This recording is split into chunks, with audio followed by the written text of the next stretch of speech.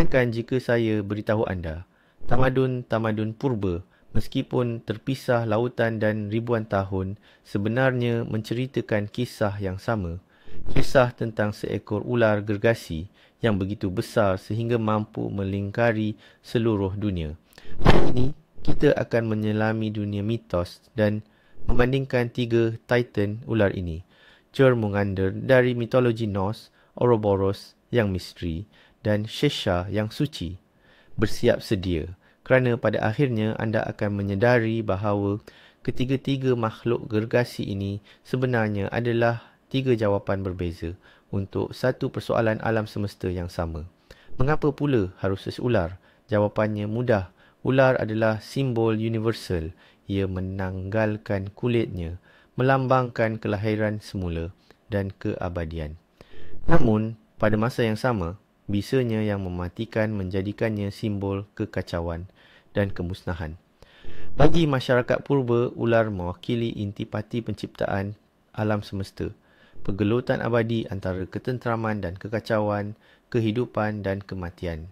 Dan apabila mereka ingin menggambarkan sesuatu yang benar-benar menyeluruh dan agung, mereka mencipta konsep ular dunia.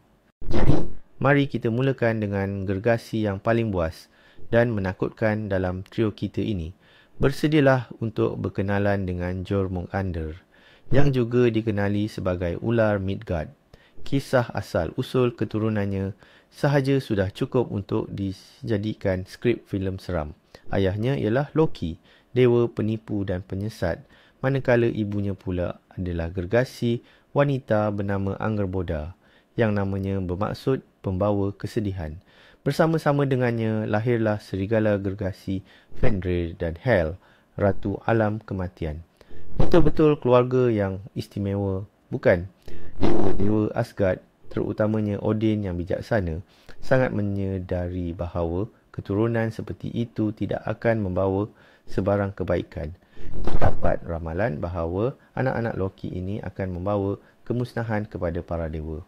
Kerana takut akan masa depan, Odin memutuskan untuk bertindak lebih awal. Serigala Fenrir dirantai dengan rantai ajaib, Hel dibuang ke alam bawah tanah, manakala Jormungandr, si ular muda itu, hanya dicampakkan ke dalam lautan dunia yang mengelilingi Midgard, iaitu dunia manusia. Rancangan Odin sangat mudah, biar ia musnah di perairan tanpa dasar. Namun, dia tersilap perhitungan dengan teruknya. Lautan itu malah menjadi rumah bagi Jormungandr. Itu terus membesar dan membesar sehingga menjadi begitu besar lalu mampu mengelilingi seluruh bumi dan menggigit ekornya sendiri. Bayangkan pemandangan ini. Seekor raksasa berskala kosmik terbaring di dasar lautan, menguncinya dalam lilitannya. Sekadar bersembunyi di dasar lautan bukanlah gayanya. Jormungandr mempunyai musuh ketat seteru peribadinya, dan tiada lain melainkan Thor, dewa guruh dan pelindung Midgard. Pergelutan mereka adalah salah satu konflik utama dalam mitologi Norse, pertempuran abadi antara ketertiban dan kekacauan. Pertemuan paling terkenal antara mereka berlaku semasa sebuah sesi memancing. Ya, anda tidak salah dengar. Thor, yang menyamar sebagai manusia biasa, pergi ke laut bersama seorang gergasi. Beliau mengumpan mata kail raksasa dengan sekepala lembu jantan untuk memancing sang ular dari dasar lautan. Apabila Jormungandr menyambar umpan, pertempuran dahsyat pun bermula. Thor menarik tali pancing itu dengan kekuatan yang luar biasa, sehingga kakinya menembusi dasar perahu dan mencecah dasar laut. Ia berjaya menarik kepala ular yang mengerikan itu ke permukaan air. Pandangan mereka bertembung dan dunia seolah-olah terhenti. Ayunan tukul Mjolnir. Namun, teman Thor, si gergasi, dalam ketakutan yang melampau, segera memotong tali pancing itu. Yang memekakkan telinga, Jormungandr jatuh semula ke dasar laut. Pertempuran yang tidak tuntas ini hanya menyemarakkan lagi kebencian mereka. Sejak itu, pertemuan terakhir mereka telah ditentukan oleh takdir. Jadi, apakah sebenarnya Jormungandr itu? Dia bukan sekadar raksasa gegasi biasa. Dalam mitologi Norse, dia adalah jelmaan kekacauan purba yang tidak dapat dikawal. Ia adalah kuasa pemusnah alam yang para dewa cuba bendung, tetapi tidak mampu musnahkan. Kedudukannya yang melingkar di lautan dunia, menggenggam ekornya sendiri, adalah simbol keseimbangan yang rapuh. Selagi lingkaran itu tertutup, dunia ini wujud. Namun, ketenangan ini menipu. Kerana peranan utama Jormungandr adalah untuk menjadi pemangkin kepada kiamat. Apabila Ragnarok tiba, dia akan melepaskan ekornya. Detik itu akan menjadi isyarat untuk pertempuran terakhir. Bayangkan, lautan dunia akan melimpah, membanjiri daratan. Ular gergasi itu akan merayap ke daratan, menghembuskan racun yang akan meracuni langit dan air. Pada dasarnya, Jormungandr adalah bom jangka masa hidup yang diletakkan di bawah asas utama dunia Norse. Kewujudannya adalah peringatan berterusan bahawa ketenteraman hanyalah sementara dan kekacauan hanya tidur, menanti saatnya untuk menelan segalanya. Dia bukan sekadar penjahat, dia adalah keniscayaan. Baiklah, mari kita alihkan suasana dari perairan Skandinavia yang gelap dan dingin. Kini kita beralih pula kepada satu imej yang pasti pernah anda lihat, walaupun mungkin tidak tahu namanya. Imej itu adalah Ouroboros. Berbeza dengan Jormungandr, Ouroboros bukanlah satu watak khusus yang mempunyai keluarga dan musuh. Sebaliknya, ia lebih kepada sebuah idea abadi yang tersemat dalam bentuk simbol. Gambaran klasiknya adalah seekor ular atau naga yang melingkar membentuk bulatan sempurna, lalu menelan ekornya sendiri. Dalam tindakan yang pada pandangan pertama nampak mudah ini, tersembunyi falsafah yang sangat mendalam. Jika Jormungandr sekadar memegang ekornya, mengekalkan keseimbangan dunia yang rapuh, maka Ouroboros secara aktif menelan dirinya sendiri. Ia adalah permulaan dan pengakhiran bagi dirinya. Ia adalah simbol kitaran abadi, di mana kematian melahirkan kehidupan dan kemusnahan hanyalah sebahagian daripada penciptaan baharu. Simbol ini pula sangat purba. Akar umbinya menjangkau jauh lebih dalam daripada kisah-kisah Viking. Ouroboros yang paling awal ditemui di Mesir purba dalam makam Tutankhamun, berusia kira-kira 3,500 tahun. Orang Mesir mengaitkannya dengan kitaran pergerakan matahari dan banjir sungai Nil, perkara-perkara yang menjadi sandaran utama kehidupan mereka. Dari Mesir, simbol yang penuh makna ini mula meresap ke Yunani purba. Para ahli falsafah Yunani, terutamanya kaum Stoa, melihat Ouroboros sebagai metafora sempurna untuk alam semesta.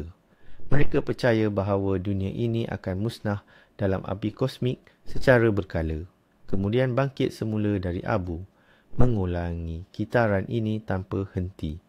Bagi mereka, Ouroboros menjadi gambaran jelas bagi proses abadi ini. Namun, kemasyhuran sebenar Ouroboros dicapai dalam bidang alkimia. Bagi ahli alkimia yang tekun mencari batu falsafah dan eliksir keabadian, ular yang menelan ekornya sendiri ini adalah simbol yang sangat penting. Ia melambangkan konsep semua dalam satu atau kesatuan segala-galanya dan sifat kitaran proses alkimia, penyejatan, pemeluwapan dan penyejatan semula. Sebuah putaran jirim yang abadi yang pada pandangan mereka boleh membawa kepada transformasi agung, penukaran plumbum menjadi emas. Jadi, apakah sebenarnya yang dilambangkan oleh Ouroboros? Adalah lambang kitaran kewujudan itu sendiri.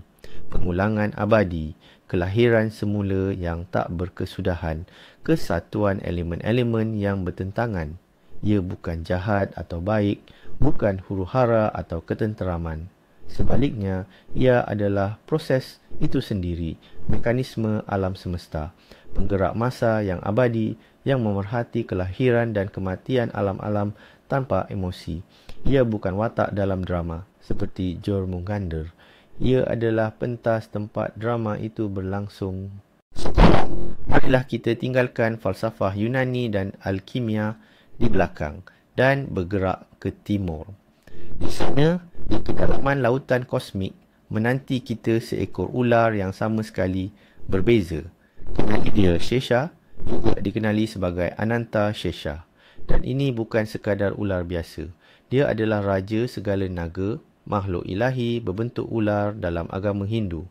Bayangkan seekor ular tedung gergasi yang tidak dapat dibayangkan saiznya, bukan dengan satu tetapi 1000 kepala.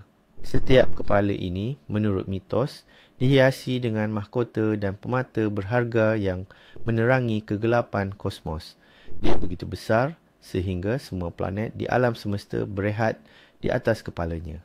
Namun, yang paling menakjubkan adalah fungsi utamanya. Shesha tidak mengancam dunia atau memakan dirinya sendiri. Dia berfungsi sebagai tempat tidur kosmik bagi Dewa Agung Vishnu, pemelihara alam semesta. Semasa alam semesta melarut dan kegelapan kosmik menjelma, Vishnu bersemayam di atas gelungan Shesha, terapung di lautan purba. Shesha bukan kekacauan. Sebaliknya, dia adalah simbol keabadian, kestabilan dan ketenangan ilahi. Namanya Ananta bermaksud tidak berkesudahan atau tak terhingga. Dia adalah apa yang kekal apabila segalanya lenyap. Dia adalah asas penciptaan itu sendiri, di mana ketertiban bergantung. Shesha memainkan peranan utama dalam kitaran penciptaan dan pemusnahan alam semesta, yang dalam agama Hindu dikenali sebagai Yuga. Namun, berbeza dengan Jormungandr, yang aktivitinya dikaitkan dengan akhir dunia, tindakan Shesha adalah sebahagian daripada rancangan ilahi. Dipercayai bahawa apabila Shesha menggulung lingkarannya, alam semesta akan lenyap dan menyusut ke satu titik. Tempoh rehat di mana Vishnu bersemadi pun bermula. Namun, apabila tiba masanya untuk penciptaan baharu, Shesha mula melepaskan gulungannya secara perlahan. Dengan setiap gerakannya, dari pusar Vishnu yang bersemadi, sekuntum teratai mekar. Di atasnya, Dewa Brahma, sang pencipta, dilahirkan dan kitaran kewujudan baharu pun bermula. Lebih-lebih lagi, dipercayai bahawa apabila Shesha menguap, gempa bumi akan berlaku. Dia bukan sekadar penyokong, dia adalah peserta aktif dalam kehidupan kosmik. Setiap daripada 1000 kepalanya sentiasa memuji-muji kebesaran Vishnu, memelihara keharmonian alam semesta. Dia bukan sekadar saksi, dia adalah penjaga ketertiban ilahi. Ini membezakannya secara ketara daripada Jormungandr yang membawa kemusnahan dan juga daripada Ouroboros yang bersifat neutral. Mari kita letakkan ketiga-tiga gergasi ini bersebelahan dan lihat perbandingan langsungnya. Apa yang dapat kita perhatikan? Mari kita mulakan dengan saiz. Di sini, Jormungandr dan Shesha jelas mendahului yang lain. Kedua-duanya digambarkan sebagai makhluk berskala kosmik, mampu membelit dunia atau menjadi alas tidur bagi seluruh alam semesta. Ouroboros pula tidak mempunyai saiz yang tetap. Ia boleh digambarkan sebagai ular kecil pada cincin ahli alkimia atau sebagai naga gergasi yang membelit kosmos. Ini kerana ia pada dasarnya adalah sebuah idea dan bukannya makhluk fizikal. Seterusnya, kita beralih kepada peranan mereka dalam penciptaan alam. Di sinilah perbezaan paling menarik dapat dilihat. Jormungandr adalah antagonis tulen, jelmaan kekacauan yang ditakdirkan untuk memusnahkan dunia. Ia adalah musuh para dewa dan manusia. Shesha pula adalah kebalikannya. Ia adalah pelindung, penjaga dan penyokong ketenteraman ilahi. Ia adalah simbol kestabilan. Bagaimana pula dengan Ouroboros? Ia berada di tengah-tengah. Ia tidak bersifat baik mahupun jahat. Ia hanyalah simbol kitaran abadi yang merangkumi penciptaan dan kemusnahan. Ia adalah proses itu sendiri. Maka jelaslah kita mempunyai 3 ular yang mewakili 3 daya fundamental. Ular kekacauan, ular ketenteraman dan ular yang melambangkan kitaran abadi yang mengikat mereka bersama. Dan ini bukanlah sekadar kebetulan. Ini adalah 3 jawapan berbeza kepada soalan yang sama. Bagaimana alam kita berfungsi? Dan inilah puncanya yang paling menarik. Perasan tak, orang Skandinavia, Yunani dan India purba. Semua kaum ini apabila melihat alam, cuba memahami sifat dan kejadiannya. Dan semuanya sampai kepada idea tentang kitaran. Namun meluahkan pandangan itu dengan cara yang berbeza. Bagi orang Viking yang hidup dalam dunia yang keras dan mencabar, kitaran ini bersifat tragis. Ia adalah pertempuran yang berakhir dengan Ragnarok, kiamat di mana dunia akan bangkit semula selepasnya. Ular mereka, Jormungandr, adalah utusan kehancuran yang tak terelakkan dan kejam ini. Ia adalah penjelmaan ketakutan terhadap kemusnahan. Bagi para ahli falsafah dan alkimia seperti orang Yunani kuno, kitaran ini adalah idea abstrak. Ouroboros adalah konsep keabadian yang sempurna dan harmonis. Ia bukan watak, tetapi formula yang menjelaskan bagaimana segala-galanya berfungsi. Ia adalah penjelmaan kebijaksanaan dan pemahaman. Manakala bagi orang India purba, kitaran ini adalah proses ilahi. Sheshuk bukan sekadar seekor ular, ia adalah penopang dewa pelindung. Ia melambangkan bahawa walaupun pada saat alam semesta berada dalam ketenangan dan ketiadaan, di dasarnya terdapat aturan ilahi yang menunggu masa untuk muncul kembali. Ia adalah penjelmaan kepercayaan dan kestabilan. 3 ular, 3 pandangan berbeza terhadap dunia, kehancuran, konsep dan aturan ilahi. Semua mereka melingkari dunia masing-masing, tetapi setiap satu melakukannya dengan cara tersendiri, mencerminkan ketakutan, harapan dan kebijaksanaan kaum mereka. Ini bukan sekadar raksasa dari cerita dongeng. Ia adalah kunci untuk memahami tamadun-tamadun secara keseluruhan. Terima kasih kerana menonton hingga akhir. Harapnya pengembaraan ke dunia mitos ini menarik minat anda. Jika anda menyukainya, jangan lupa tekan butang suka dan langgan saluran ini agar tidak terlepas analisis legenda purba yang baru.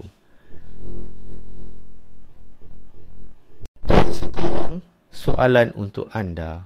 Ular atau naga dunia lain dari budaya mana lagi yang anda tahu?